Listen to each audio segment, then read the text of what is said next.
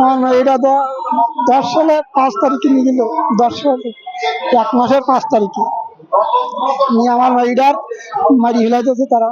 দিয়ে করছে কি যে রাস রাস না গেছে ওই ইয়েতে ডাইরিয়া হয়ে মরে গেছে। মৃত্যু কথা কি নিয়ে গেল আমাদের বাড়িতে। 1 মাস আগে নাতি মেয়েটার ফেলাই দিয়ে দেওয়ার পরে সেনকে আর বিচার পেলাম না। আমার এই বিচারটা সঠিক বিচারটা যাতে হয় আল্লাহ আমি তাই করি দেন। আল্লাহ আমার এটার বিচারটা করে দেবেন। মারা রাস কোনো বাবা মা গাড়ি করে আনতে পারে হাসপাতালে তো বলেন।